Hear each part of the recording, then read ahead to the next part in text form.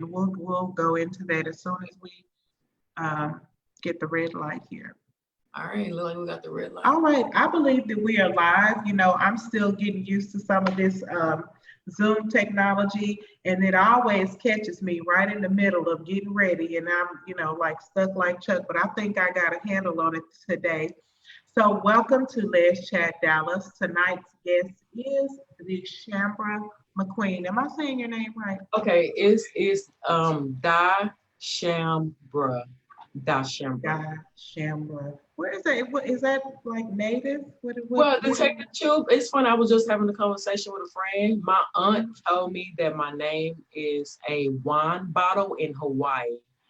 I did look it up, okay? Okay. I looked it up. I didn't find it. I'm not knocking it, but that's what she said. So it had to come from somewhere because I don't know where it came from. Okay. Well, thank you for joining us. I mean, we've hit and miss a couple of times. I'm glad I got a hold to you tonight. I'm not going to try to keep you all night long because you're a very, very busy woman. Okay. I really get the opportunity, so I'm happy to be on here right now. Well, thank you. And hopefully our guests are looking. Y'all know I do this thing in Zoom, so if y'all are saying anything, I don't know nothing about it. So I apologize. But tonight's spiritual message is very, very familiar. Now faith is the substance of things hoped for and the evidence of things not seen. And from what I've just read about you and in getting to know you since I met you over the last month or so, that your story is truly a faith walk. And I want to talk about that. And I want to talk about like where that faith comes from, how you conquered fear, how you dealt with fear, how you dealt with anxiety, and all of the other things. I have your story here in front of me, and I'm just like, you know what? I just want to go down the list because there are so many people that deal with some of the things that you've dealt with, Dishambra. First of all, can you tell us a little bit about your past? I know you said you were diagnosed with severe dyslexia and a speech impediment.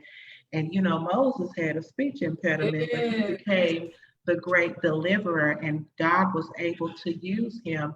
And so, just for some encouragement for some of those people out there that might be dealing with the same thing, can you elaborate on that a little bit? Yes, absolutely. I dealt with my speech impairment. I remember being in elementary school, a little girl, and I used to get pulled out of class. So every day, 30 minutes, a speech teacher would come pull me out of class.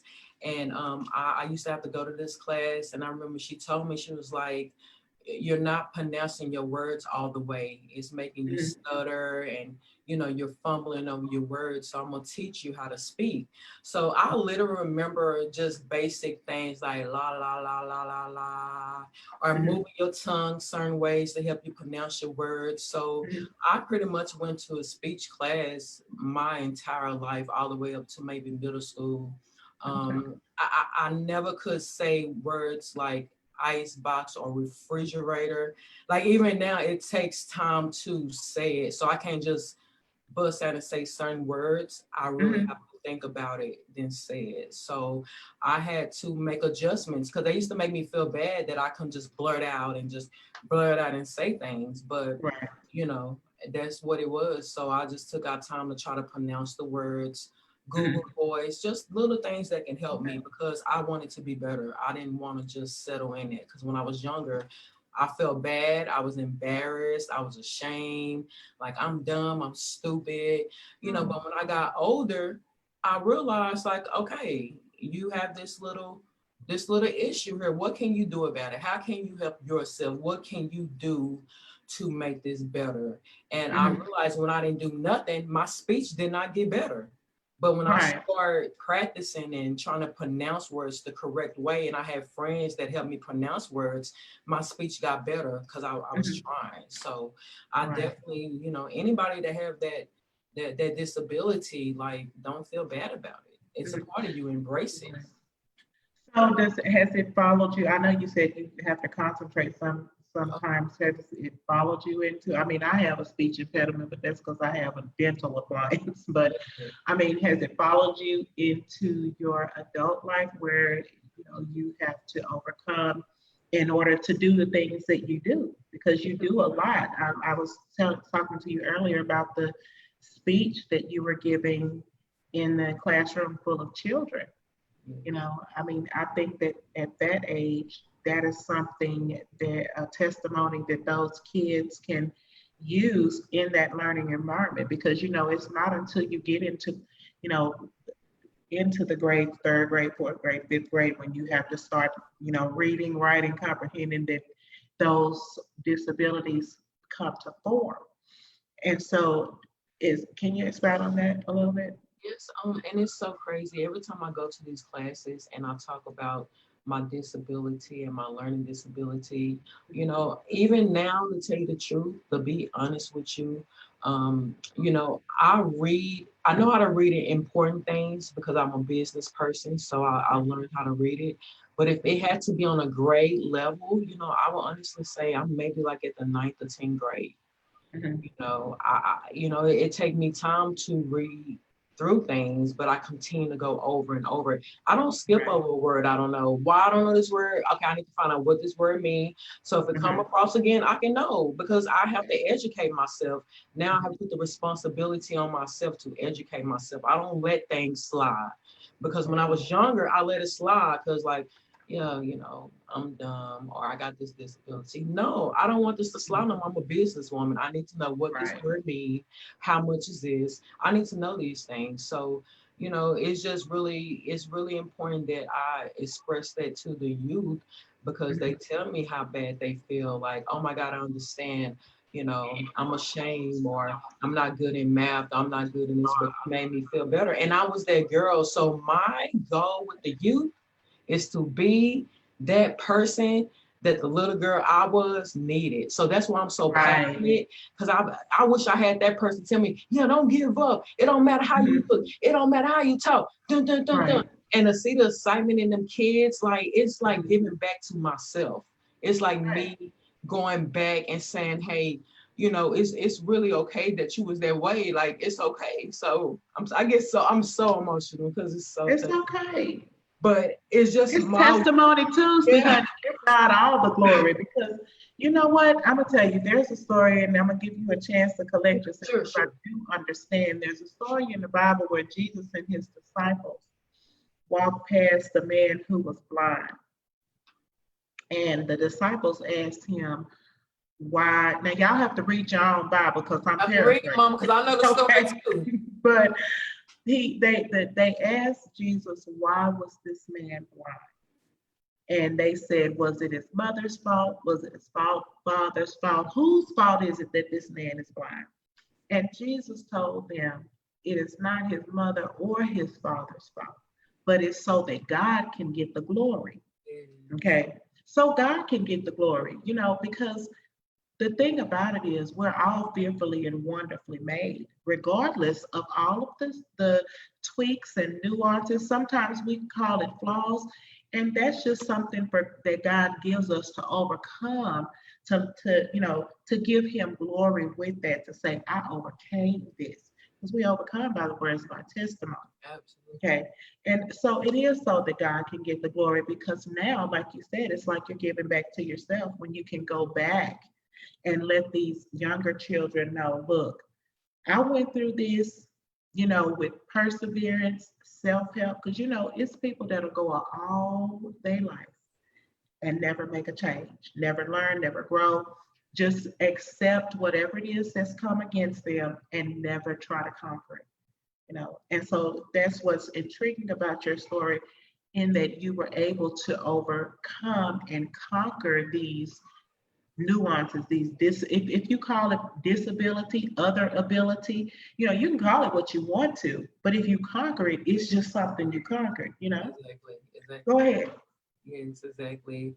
And so pretty much so dealing with the disability, the speech impairment, And, you know, my main thing that I like to tell people, because I was one of those people thinking you have to look a certain way, you have to have a certain amount of money, you got to have this certain swag, or you got to be in this group, or you got to sit with the cool kids, or you got to sit at the lunch table where all the other kids with, or you don't have to do that to be you. Right. Like I love people that's different and weird. Like I feel like I'm a little weird sometimes, and I hold that high. I hold that high. Like I'm not ashamed to be different at all. And so many people is ashamed to be different and ashamed to be who they are, but they don't understand that that's what separates them from everybody. That's why people love you, because you are different. Because you are, you know, you are setting the bars because you are different. And that's my thing. I like to tell people, you don't got to fit in. You don't need them, straight up. Yeah. Like you don't. Being yourself is more than enough than what you need. So, well, you know, God made each and every one of us differently. There is even identical twins that are the same. Something there's different about them, and so you have to celebrate your differences, and you know, and show them off. You know, show how you're not part of the cookie cutter, you know, string along type of individual. Okay, so now let's move forward. Okay. We want to talk about the homelessness and how that became. A friend of mine said it the other night. Your pain turned into your purpose. So, how did you tell us about the story from you being homeless to you now feeding the homeless? Yes. Okay. So here we go. I'm gonna make this story somewhat really good. So before I was homeless, I worked for a family business. We was very well set, you know what I mean? Not just rich, but we was well set. And during that time, I was very, very irresponsible with money. I didn't think about no one else but myself. I was one of those people. I had rims, screens, systems, TVs, Jerry. You won't reckon. I had goals in my mouth. I had all this stuff. I was so blinged out. The material things. Very stuck on it. And to tell you the truth, not to say that I had an issue with the homeless, but I don't recall doing anything for the homeless but giving somebody $1 if I see them like at the gas station or something like that. I never was that passionate. All right, so long story short, we end up losing our family business due to a doctor stealing over $1 million from Medicare. We was in home health with the home health. So one day, y'all, we good, you know, it's morning time, we're in the office, we jamming, and next thing we know, it's like 8 o'clock, and these guys walk in, all black suits, they have on these black glasses, like the men in black people. Men in black. Babe, I was like, what is going on? I'm like, what's going on? That was like, yeah, we're in an investigation. We need to take all y'all records. We need to take this. They, baby, like in the drop of a moment, they in the office grabbing all our patient charts. We had a huge home health agency, and I was the office manager. And the original plan for my life was for my mom to retire and be a missionary, and I take over the home health agency. That was the original vision for the family. You know what I'm saying? Wow. So, long story short, week by week, they start shutting down all our accounts. They just start shutting down everything. And next thing I know, you know, we're not getting paid no more. So my mom was just, my mom is a Christian, so she's really heavy, like, you know, everything is going to be okay. The Lord is going to take care of us. I'm like, Mama, I don't know, Mama. Like, you know what I'm saying? Like, I'm looking at right now. I'm just saying, I don't know. And it got to the point where we weren't able to pay our employees. We had employees trying to fight us on payday. We had to call the police. It was so much drama, girl. It was like, I will never forget that day. And long story short, so out of all that money I was making, within 4 months, I wasn't able to survive no more. Wow. I started selling my flat screen TVs. I'm selling this, selling it, selling everything, TVs, everything I had.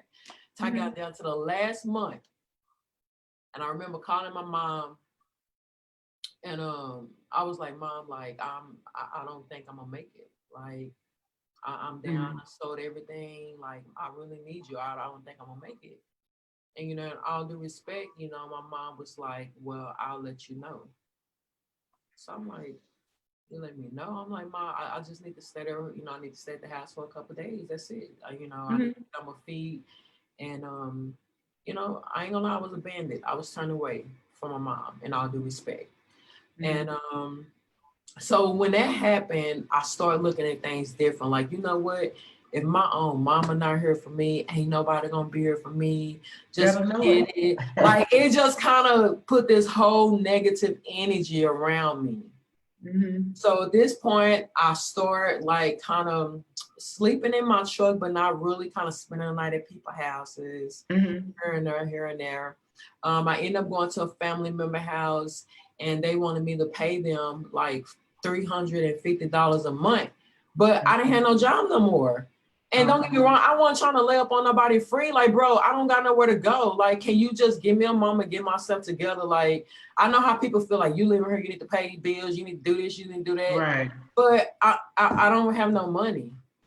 So we get in this big argument.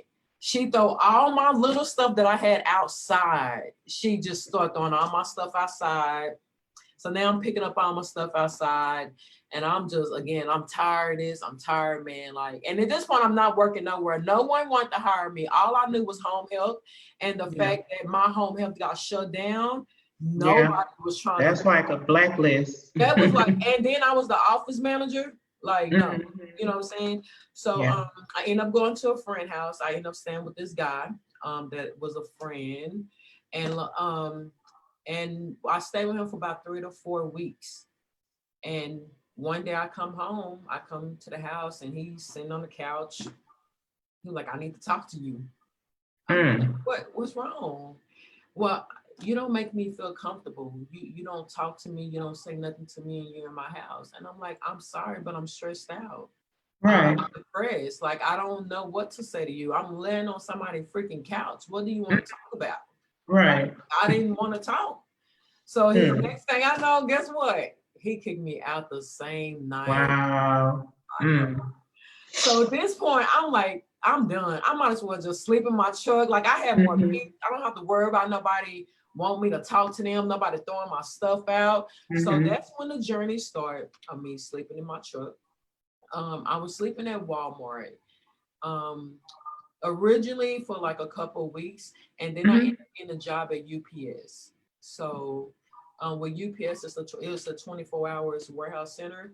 Right. And all the employees used to work like double shift, so it was normal for people to sleep outside. So I was sleeping in my car like I'm doing a double, but nobody never knew I was hungry.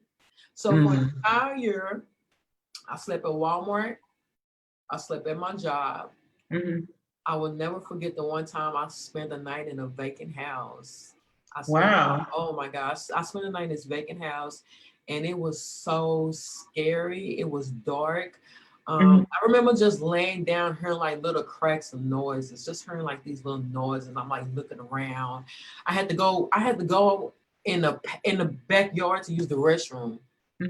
I had to use the restroom. So coming from where you came from, and I'm sorry to interrupt you, but coming from all of, you talked about all the material things. Yes. And just being down to basically nothing. I mean, how did that affect your self-esteem? Did it affect you? What in that? I mean, let me just back up. Where was rock bottom for you when you had to? You know, because sometimes people go. Oh, you're right, baby. It was a rock bottom. The rock bottom was I went to the gas station to get some gas to go to work. I didn't have no gas. I didn't have nothing. I just had a bunch of pennies. Okay. I count my pennies. I'm happy. Like, oh my God, I got enough gas. I can go pick up my little $125 check because I got paid every Wednesday $125. And you know, I was fine. So I go into the gas station and I give the cashier my pennies. I'm like, here you go, sir. Can you please put this in the gas for me? He look at me, look down at my pennies, chunk the pennies back at me and say, I'm not taking these dirty pennies. I'm not taking your dirty pennies. So I'm like, what? Like, I was like confused. And I said, sir, okay, well, where the restroom at? that was the first time I had a little dignity, because in my mind I was thinking like, you finna take these pennies. That was the first time I had dignity. I felt like, I said, okay, well, where the restroom at? I'm finna go clean these pennies. So I go to the back, scrubbing the pennies, and here go the moment. I have the moment, the awakening moment, like, you are homeless. Wow. You in this bathroom cleaning some pennies? So what did you think you were before that? When you were I sleeping? don't think I thought nothing. I was trying to survive. I was trying to make sure I had something to eat.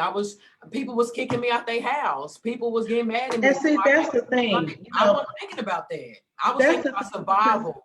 There's different levels of homelessness, you know, because I was talking to someone earlier about that, you know, and, you know, like with the feeding, we went down there. Now, we'll talk about that because I'd like to know, you know, where those people come from, because I know there's a little tent city over, you know, where people, I actually saw toys and, you know, which I know that there's homeless children, but where was I going with this? I was going the different levels of homelessness, because yes. I've been homeless before now, and I have gone to a shelter before, you know, from running from an abusive relationship, you know, but even in, you know, in that I've slept on people's couches, you know, before, you know, for long time, you know, not just a couple of days or a couple of weeks. I'm talking about for some months and almost years, you know. And I guess with each movement, because it's a movement, something moves you from the floor of somebody else's apartment to your truck, to a vacant house, to the next step. And it's like a steady progression. Yeah, absolutely. I've never looked at it that way. Wow. Yeah. So, I mean, and so in that, when you say you realize, because you had been through some of these movements, but it was then that you realized that you were homeless. I realized at that moment when I was scrubbing those pennies that I didn't have nothing. I realized that I had lost everything. I realized that all that money I have ever had was gone, and I didn't have nothing to show for it. I realized that all those rims and those flat screen TVs and all that jewelry and all this fancy stuff I had didn't matter, because right now that put things in perspective. I'm scrubbing some pennies. Like, none of that stuff didn't have no meaning to it. It didn't even do nothing for me. So I had that moment, and you know, I had that moment, and I took my pennies back out to the cashier. I throw them the pennies, like, here go the pennies. Put this on the pump. I go outside. I pump my gas. And the way I'm telling you, and this is literally how it happened, like it was just like this. I pump my gas, I get in the car, and I sit in the car, and I'm just staring. And for the first time, believe it or not, I had asked God for help. Wow, for the first time. That year of being homeless. Wow. Because again, I was so caught up on my struggle, and I was so stuck in the storm and trying to see how to survive the storm. I literally just forgot. And not that I didn't believe in the Lord. I love the Lord. I just forgot. Like, I'm on my cycle and stuff, and I can't even take a shower, and I can't do this. So I'm focusing on, like, where I'm gonna get some tampons from or something. That's what I'm thinking about. So I have this moment, and I say, Lord, I'm tired. And this is just how I'm talking. I said, Lord, I don't care where I live. I said, Lord, I will live down. I said I will live in South Dallas on the floor. I said, if you can just give me a place to lay my head. I said, Lord, I'm so tired. I said, I'm so tired of just sleeping in this truck. I'm tired of being scrunched. So I said, Lord, I want to lay my head somewhere. I said, Lord, if you bless me, I said, there's 3 things that I would do for you. I said, I would tell my story around the world, and know that I was in a bad place. And I'm already talking about telling a story around the world. Like, where did it even come from? Now I'm just thinking about that. And that's why I told the Lord, I said, Lord, I will tell my story around the world. I said, I will help people just like me. And I said, I will minister for you. I said, Lord, if you can just help me. Right. The next day go on, next day go on. Even though I knew I was homeless, it was like this different type of homeless. I started having this like, you homeless, but the Lord is about to bless you. Right. You homeless, but you're not gonna be in this. Like my mind has started thinking different. So Praise I'm walking him in advance, right? in advance. Like I got this confidence. And so I'm walking into, I'm going into my little job, UPS, and I get a phone call. To bring the story up, I get a phone call from a home health agency. They end up wanting me to be an HR coordinator. Long story short, I end up getting the job. I ended up going to the interview the same day. I told the lady I was out shopping. And so I called my UPS job and told them that I had a flight and I was going to be late to work. So I ended up going to the interview, getting the job on the spot. My first check, I just made some sandwiches for months and months, feeding the homeless out my trunk by myself. And then one day I was like, I want to do more for them. But I got tired of eating the same thing over and over and over. That's when the Lord told me to go public on social media about what I had went through. I went public about it. The Lord told me to name it McQueen Foundation because I wasn't the only one that went through that. Right. And McQueen Foundation is a symbol for everybody that's ever been through something to overcome. So if that's what the name McQueen Foundation means. So, and I ended up having my first event and it was like packed. It was crazy when I drove up. I didn't even know the people was there for me. Like I was getting out, I'm looking around. They're like, hey, Miss McQueen, where you wants to go? Hey, Miss McQueen. And I'm like, and thinking, now I'm this girl that's had the speech impairment, dyslexic. I didn't become this way until I became the founder of McQueen Foundation. Okay. I never knew how to run nothing. Your greatness. Yeah. That's what I never knew how to run nothing. I never been a person on the front line to speak and to be a leader. I was always in the back. Anybody that know my mom was in the back. Once this foundation came, this foundation literally is a foundation of my life because God had literally has given me something solid that I can build on. I can build anything on McQueen Foundation and it's going to be taken care of because the Lord, it's a gift from God. You know, so I look at it as my solid foundation. It made me smart. It made me a businesswoman.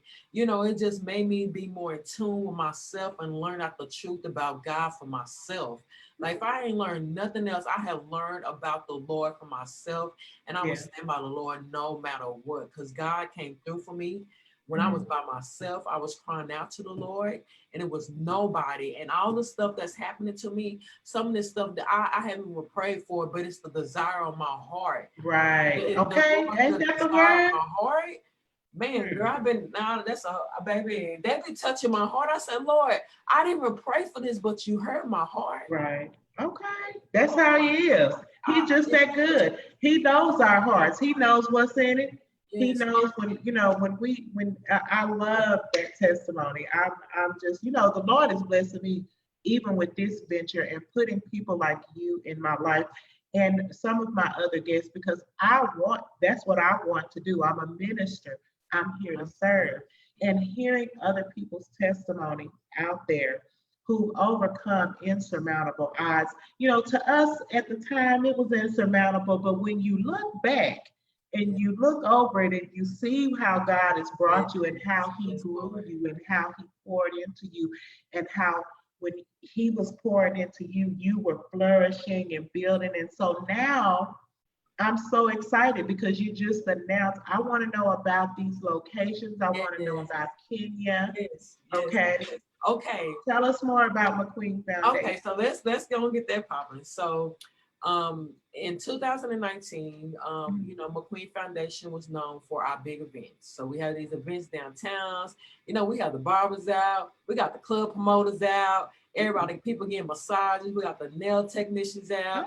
It was very fancy. That's how we that's how we really became known because of the events. It was really fancy, really everything. So one day in November, I was sitting down and the Lord said, I can't believe I'm gonna share it, but I'm gonna have to just share it. But the Lord said, you need to rebrand the whole foundation because I'm about to take you to a higher level and you're going to have to be on a different level. And I said, okay, Lord, all right, cool. So what you saying? So the Lord had brought that the McQueen Foundation, he told me was going to be worldwide.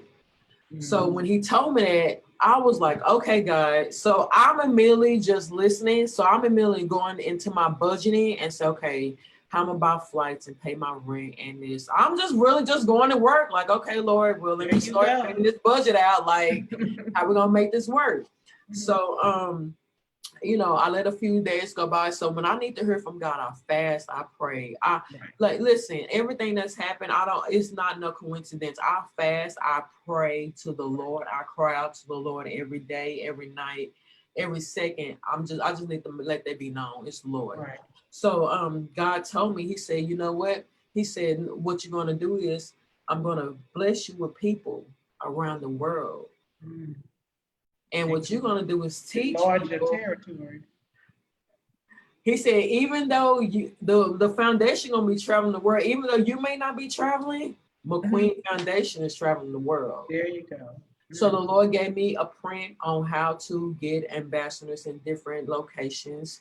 It had to be people that's passionate about it. It just can't be no regular person. Right. It can't be just anybody, because the vision is for us to do all 50 states, all the countries we can do, in different places like McQueen Foundation Fight Against Hunger. Our ultimate goal is to have a McQueen Foundation food bank here in Dallas, Texas, which will be our headquarters, and we will be able to store all the food and donations like from Walmart or Sam's, and then we will be able to dish out the foods to the different cities that need our help. But I am training the ambassadors to be an independent foundation where I'll teach them how to get donations and teach them how to get their own thing going. Because the goal is, I need to come to that class. Baby. Say you had to join that group. That group gonna be popping. I'm telling you. I'm serious. I'm serious. I'm teaching them how to even run their own business, making sure you know how to market yourself, what to post on Facebook, what not to post on Facebook, how much your image is. Like I'm pouring for people to help me. My way is pouring back is teaching them what I've learned and to inspire them. And we need that, you know, we need that, people that will give back the knowledge, you know, because it's not a competition. It's plenty of people out here that need help. Baby, and I can't feed everybody. I'm sorry, I can't. It got to be more people that feed people. You know what I'm saying? McQueen Foundation can't do it. And that's why this year, my thing was to connect with anybody and everybody I can. Forget like anything what you do and I do. No, baby, you know what? I'm on a mission for the Lord, and I'm telling you right now, I need your help. That's what I've been telling people. I'm sorry, I'm on a mission for the Lord, and in my eyes, this mission is like it's a high standard mission. It's really big, and I can't be on my high horse afraid to ask for help. No, I need help. I need your help. Yes, I do. I need your help. I'm on a mission, and it's not about me, ain't about nothing. It's about making this come true, the Lord told me. And I said, God, what is this going to be about? Because I want to know. I said, Lord, why? Why 50 states? Why is going to be a McQueen Foundation around the world? Can you tell me what is this going to prove and what is it for? I wanted to know.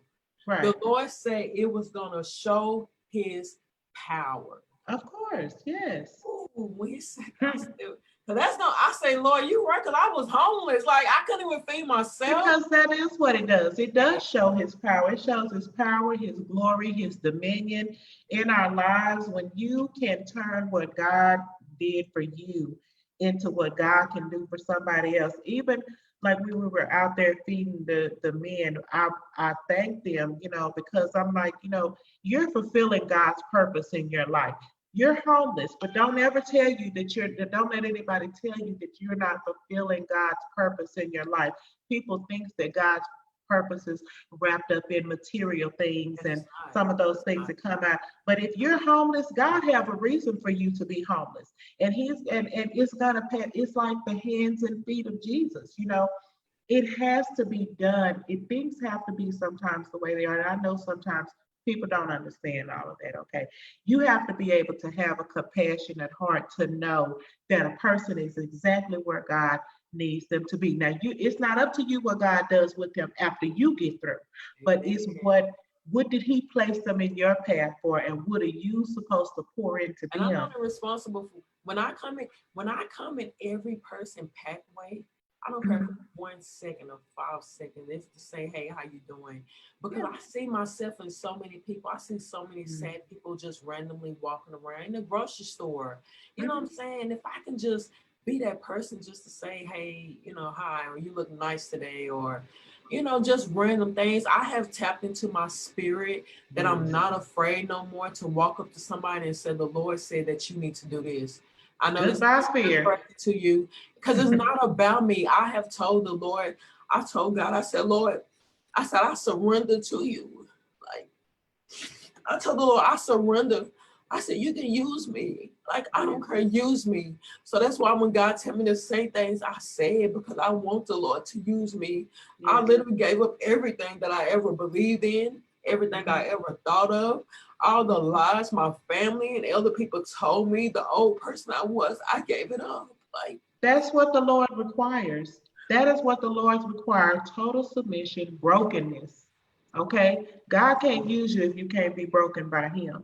If you and that testimony is so powerful because there are people who are in that place and they don't know how to come out.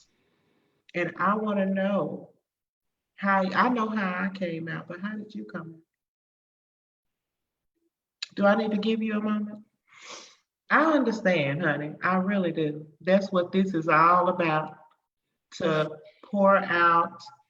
And this is such a move of God. I'm sorry. I love the Lord so much. You better not apologize. I have like this soft spot, and it's just so when I start thinking That's about what the it's Lord for. and how much He done for me, I'm just so grateful because I remember those hard moments. I remember it, and the Lord just stayed by my side. I stood.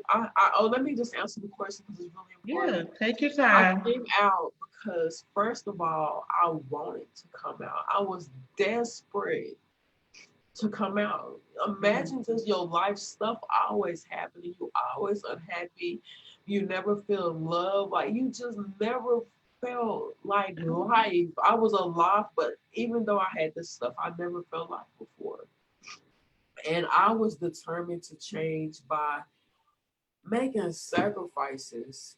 Yeah. Meaning giving up things that you love and you enjoy just to be closer to the Lord. Yes. When God say, when the devil come resist the devil, he will flee. So when the devil starting to come to you and trying to make you go back into your old ways or make you go back to old habits, resist it. Praying day and night, reading your Bible, crying out to the Lord, admitting that you are messed up, admitting that you can't do it, admitting that the way that you've been doing is not working. Like you have to totally surrender. Like you have that confession right there, because when you find yourself brokenness, Psalm 51:17 says the sacrifices of God are a broken spirit, a broken and a contrite heart. And that means that you are not ashamed to admit that you don't have all the answers, that you don't always know, you don't know what to do. You have to lean totally and completely on God. Even now, I'm going to start pouring out because Proverbs says that trust in the Lord with all your heart and lean not to your own understanding. When you surrender, when you submit to the power of God in your life, you don't have to know what to do. He'll pour it into you. He'll tell you what to do. He'll create in you what to do, you know? Yes. Oh my God. And now that you said it, the other thing that comes to my mind, that the steps of a good man are ordered by the Lord.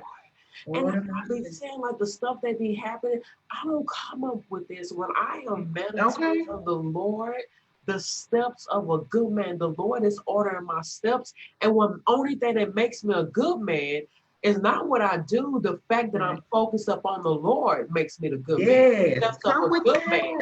You know what I'm saying? So it's not the things that I do. You don't have to be this perfect person to be ordered by the Lord. You have to just keep your mind up on the Lord.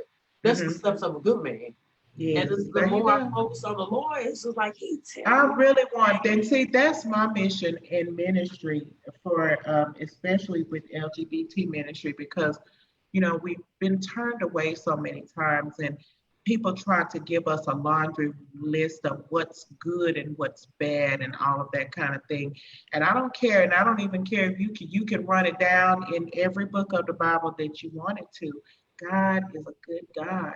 He's a forgiving God. He's a loving God, and He has a way of salvation for everybody. I don't care who you are, and when you delight yourself in the Lord, He'll Yes. give you the desires of your heart. He'll order your steps. He'll put those things in your life that, and I'm not talking about material riches, Yes, because boy. wealth does have not anything to do with materialism.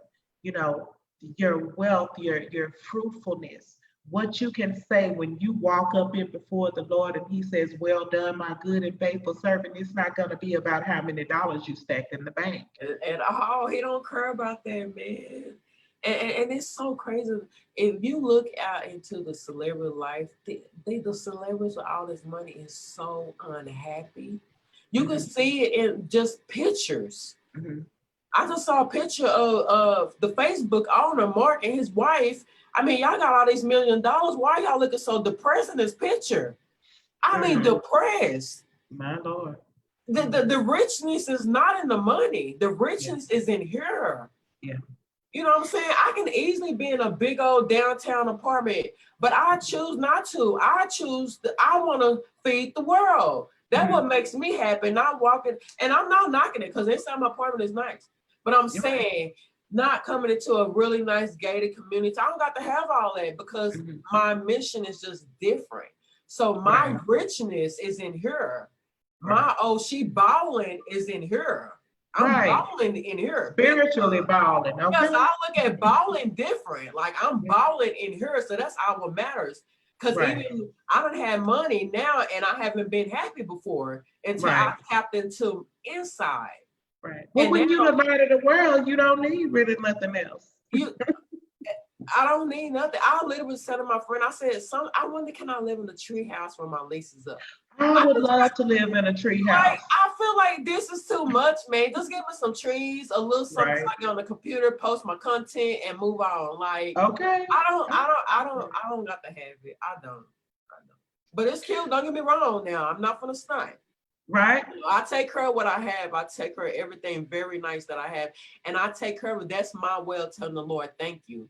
So that's why I maybe Okay. be a neat freak, or I may be my apartment may be a certain way. That is my way of Right. saying, Lord, thank you for this. I'm going to take care of you. I look at it as a gift. Like that's how I Right. look at everything I have as a gift, not as something material. It's a gift from the Lord. I'm gonna take care of it. It's gonna stay clean. Awesome. So, how many places is McQueen Oh, Foundation now? I know you just said yeah, we alluded to that, but I yes, want to know about this new one because you had one in yeah. Ghana, now you have one in Kenya. So, you taking over the motherland too? Yes. So right now we have so we start in Kenya in July, gonna be next month. Right as of now, we have McQueen Foundation Houston, Dallas, Georgia, California, um, Florida, Louisiana, Tennessee, Fort Worth, and New York.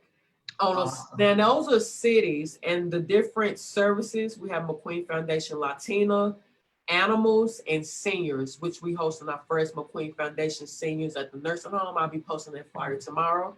But we Right. have individual foundations. So McQueen Latina, we have the Latino family. So Okay. we have like different little. So those are the ones we have so far.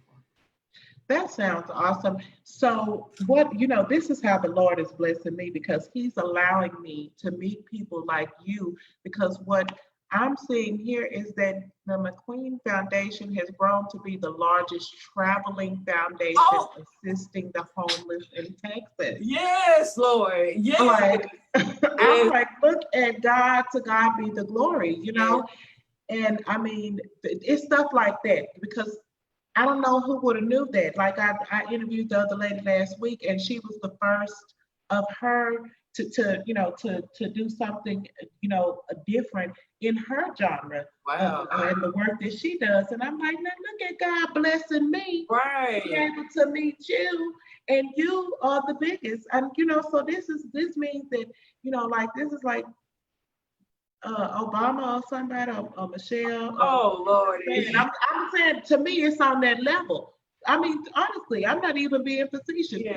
To me, it's on that level because I want to know that, because that's what LEZ Chat Dallas is established for, to uncover these beautiful gems, these people in the LGBT, this lesbian community that are out here doing these. And I'm not trying to out anybody or anything like Yeah, that. no, yeah. But to be the largest traveling foundation, that is quite an honor, and it really bespeaks the work that God is doing through you. Yeah, it's a blessing. Like I said, the Lord gave me that plan in November, told me how to do it, what to do it, what to name it. I mean, when I tell you my whole website changed, everything, he told me I had to change it. And I did it. And his plan is working, like it's working. And that's how I know I'm in the will of the Lord. Like it's crazy. The bigger it get, the less work that I'm doing. That makes sense. That's how I know it's in the will of the Lord. The Lord just it blessed me. The foolish things to confound the wise, something like that. Yes, this is definitely the will of the Lord. I'm more than confident that we are going to reach our 50 states. I'm more than confident that we are going to have our food bank here in Dallas, Texas, where people can come and get food, low income, not just homeless, low income people, because I was a low income family. I'm more than confident that like the McQueen Foundation is going to really be known around the world for a foundation to go to for help. And even people, like this foundation built me into this person. Everybody, the team that I work with are people that got it. You know what I'm saying? I like people that, hey, you know how to do that. Come on over here, baby. You can use your talent with me, baby. Like that's what you love to do. Come on, try it with the McQueen Foundation. Like the Lord had blessed some people in my life, and I can't wait for the Lord to bless where we can just have a good time, man. I want to hire everybody that's been with me. They already know. I tell them all the time. I never break my promises. People who work with me know that I work hard. They know the difference. Some of the people that work for me get paid now, work for the foundation, get paid now. I wasn't able to pay them, but I kept my word. When I'm able to, I promise you, you can just help me. Like, I'm just honest, you can just help me out. Because I can't afford everything right now. But if you help me with this, I can't afford it. Like, there you go. And that's just part of giving back. That's paying it forward, and what you've done is spark some, for someone else to do, and, that's one thing that I definitely endeavor to do, to as far as being a servant, to grow, not just my brand. It's, it's not about me. I don't even use my real name, but I'm just saying, to to reach out, to give back, to give what God has given to me. Because if you truly believe the word of God, and you want to accomplish anything or have any seed or any legacy, in this life, then that will be to pour into other people. You know what I'm saying? That's to give back and let somebody remember that somebody gave to them. And that's how you pass it forward. That's how you spread the love. That's how you spread the love. You pass it forward. You pass what you learn. You just pass it on, because, like Nippy said, the marathon got to keep going. Yeah, it got to keep going. Like it takes all of us, man. Fighting hunger is hard. No matter whatever you fight it. Anybody that's giving back to me, we are on the same team. We are. Yeah. We are on the same team. Because there's more to fight. There's mental illness. Absolutely. There's the joblessness, which is getting worse by the day. People are losing jobs by the day. So the need is there. And it really is increasing. And that's not to speak anything negative. It's just the way of the world. And if you really a child of God, then you know which way it's going, and we, our work has actually been increased in this world now. Absolutely. It's the responsibility that we have, and we in that same spiritual realm. Our responsibility has never been stronger before it's strong right now. It's time for us to step into our calling. It ain't like back in the day when we like, Lord, what am I called to do? We know we're supposed to be out there We doing. know. At this point, we know our calling, and we need to get out there and get to work. We all in this together. Our calling is the same, and it may be different, but at the end of the day, you're my sister, and you have a calling, and I have a calling, and we have to get out there and do it. Everybody have to get out there and do the work, because it's a lot going on right now. It's time for us. If it's never been time now, it's time for us to stand up and step up to our calling, regardless how it look to other people, regardless if people believe us or not. We have something that we have to do. It doesn't matter. And that's the thing about it. I try to tell my brothers and sisters and people, that I come into contact, this is not about what anybody else thinks. Okay. If you get caught up in what somebody else thinks, you will stay stagnant and will not ever do anything in this life worth doing. So, and you know what, a wise man told me that, many, many years ago, you got to stop worrying about what people think about you, and you just worry about what God thinks about you and pleasing him. And when you please him, honey, the world will be pleased because the world will be helped. We got a few minutes, Dishambra, and I want to talk about this book, The McQueen Foundation Beginner's Guide for Helping the Homeless. So talk about your book for a few minutes and where we can find it, because we might need a plan. Yeah, no, seriously, honestly, even though the book is titled, for the homeless, if you ask me, it is literally like a blueprint to anyone that want to start a nonprofit. I tell people how to get their 501c3. I tell them how to get their name legalized, where to go get it, how much it is. I tell you how to market yourself. I tell people how to get donations. I tell people how to gain trust from their volunteers. I tell people how to deal with the homeless when it's an angry homeless. Like, it's a whole blueprint. Nonprofit. You should do a video. You should do a series of videos and break it down. I'm about to start actually educating on that. I got something coming up pretty soon, July. A lot of things, not a lot of things, but that particular where I'm going to be educating people on the things that I learned. So that is definitely going to be one of them, nonprofits. But definitely a lot of empowerment I'm going to be doing. Well, that's what we need in our community. We need the empowerment. We need to let people know that it can be done. I feel like anything that I've done or have can do or will do, if I can do it, anybody can do it. You know what I mean? And that's what people need to understand to overcome. Anything that you feel like is a stumbling block, because in the overcoming. The promise is in the overcoming. It says we overcome by the words of our testimony. So the promise is that you overcome. And you can overcome. It's not hard. It's hard, but it's not. And I was about to say, if people can just get past the freaking hard part. Yeah. Because the hard part is boring. Number one, I ain't gonna lie. Being an entrepreneur and being in the Lord and stuff, sometimes it's gonna be a lot of boring time where you are sitting there reading and people think you are big kicking in, and people, oh yeah, I know you're busy, but I'm gonna reading the Lord talk. Right. Like, people don't know, it can be, and if you're not disciplined, you will miss it. You will miss it if you're not disciplined. But those boring points in your life are the points that get you to that big. Yes. Absolutely. Well, and those are the times alone with God. That's when God can speak to you. When you get alone and undistracted, then you can hear from the Holy Spirit, because he speaks in a still small voice. He ain't gonna be yelling at you like everybody else. He's gonna be a little voice where you got to sometimes say, Lord, was that you or me? Because I don't say, baby, some stuff the Lord, I'm like, Lord, now was that my thought or was that you? Let me just give you one more time. Well, you know what? I'm gonna be on the sure. If it was him, it's gonna bear fruit. Yo, when I heard crazy stuff like McQueen Foundation gonna be around the world, that's definitely the Lord. Because Dishambra don't got no around the world funds like that. Well, that's definitely the Lord. The Lord owns a cattle on 1,000 hills, honey. Exactly. And it's already done. All you have to do is keep up the good work. Yes, ma'am. Keep up the great work. Keep loving. Keep spreading love. Keep spreading joy. Keep talking about the Lord, because people need to know about him, okay? And we're going to wrap this up. Do you have any final words that you'd like to say to our listeners tonight? Yes, I would just honestly first like to say thank you so much for this opportunity, just to be able to share the work that I'm doing for the Lord, and just amazing things. Thank you for the opportunity. And I would like to tell everyone, like, Dallas, thank you so much for supporting McQueen Foundation. Y'all already know we started here. I started here with Dallas. Dallas gave me the confidence, like, hey, you can do more.